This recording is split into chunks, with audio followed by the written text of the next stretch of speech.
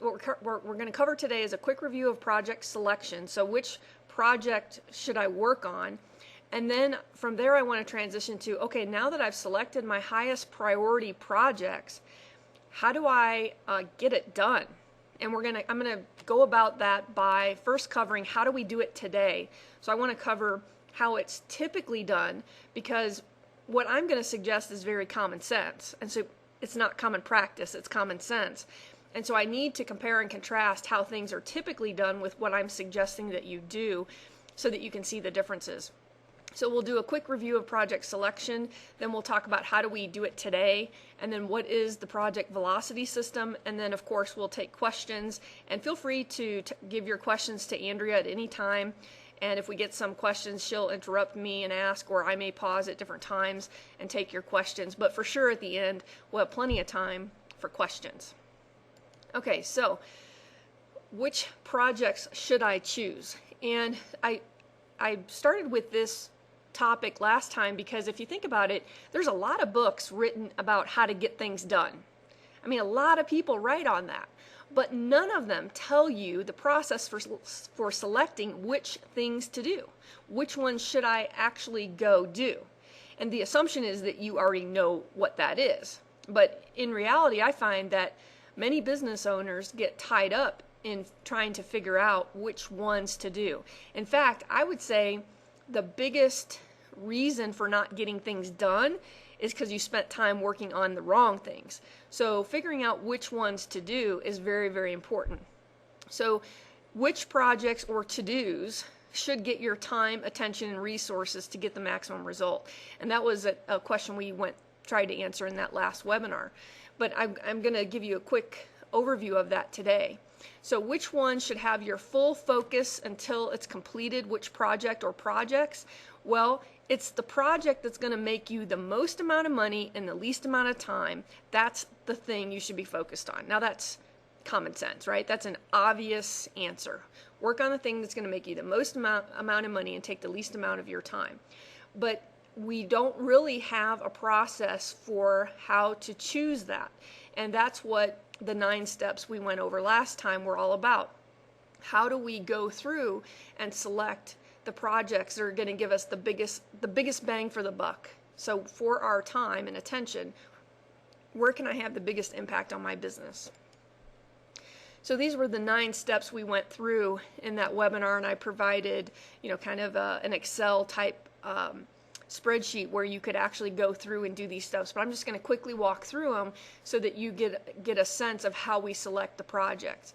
So for these 9 steps, the first thing we do is you have to list all your potential projects or your big to-do. So what are all the things you could be working on? And as entrepreneurs and business owners, we're really good at this one. I mean, coming up with all the things that we want done, that's pretty straightforward. And your list tends to get bigger and bigger the more employees that you have. So doing that one's pretty straightforward. Just kind of list them all out.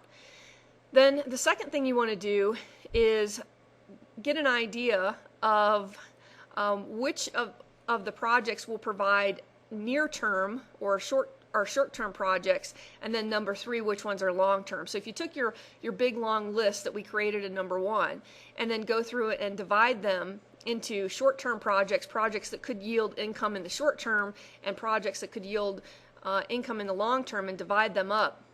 That's what we're doing here in step number 2 and number 3. And you get to decide what the definition of short-term and long-term is. I usually use, if it's less than a year, if I expect it to be generating income in less than a year, it's short-term. If it's longer than a year, then I would call that a long-term project. Then what we do is now we have our list divided into short-term and long-term. For each project, list the potential income it can generate. So, and this is an estimate. You're making your best guess, and it's not going to be accurate because the definition of an estimate, we only know it's going to be wrong. So you just want it to be your best guess, and as long as they're relative to each other, that's what's key. Okay, so you may not have a super great idea, but if you know relative to each other the magnitude of income, then you can put some numbers down as a guess. So you just go through and you say, okay, for each of these projects, how much income would I generate? And then the next thing we're doing here in step 5 is you're going to subtract from that income what it will cost you to generate it. So if you have to pay something or somebody purchase something to generate that income, what are those costs? And these are what we call in theory of constraints truly variable costs. These are costs that you would not incur if you didn't do the project. So you don't want to include anything in here you're going to pay whether you do the project or not. Those are what we call operating expenses or fixed costs. These are just the costs that if you do the project you'll incur. So if you're going to hire a subcontractor to do a program or design something, that's what we're talking about here. And so you list those costs for each of those projects that you would be out of pocket to generate that income. That's number 5. Then number 6, for each project, take the income you expect to generate and subtract the cost. So now we're just subtracting 4 from 5, which in number 6, we're just going to take the income minus the cost, those truly variable costs that you would incur to generate that income. And then number 7, for each project, list the amount of your time it will take. Now, when we went through this last time, what we talked about is your constraint. And most likely for most business owners and entrepreneurs, particularly fairly small business owners, it's your time. So for each project on the list, how much of your time would it take to start generating that income? Those are constraint units. If you're the constraint in your business, if you know it's something else or some other person or some other skill, you could substitute whatever the constraint unit is in your case. But how much of your time would it take to do each of those projects? That's a constraint unit. Then number 8, we just are going to divide number 6 by number 7. And number 6 ends up being the throughput. So divide the throughput. So the throughput is the income you expect to generate minus what it's going to cost you to generate that income out of pocket. That's throughput. Divided by how much of your constraint unit it will take, how much of your time. And so you just divide. And then what you end up with is a list of dollars per hour, essentially, of if you spent your time on any particular project, how much throughput would you generate for each hour of your time? And what that allows us to do is then focus on the highest priority or the best short-term and long-term projects that are going to give us the best bang for the buck. Okay, so that's pretty quick overview of what we spent probably an hour and a half on in December going through how to do this. But you can see here, all we've done is operationalize the paragraph I had on the previous slide, which was we want to spend our time on the thing that's going to generate the most amount of money, the most throughput, for the least amount of our time, our constraint unit. And all we did was operationalize that in these 9 steps. And so now from here, we can prioritize our projects. Which one should we do first? Which one should we do second?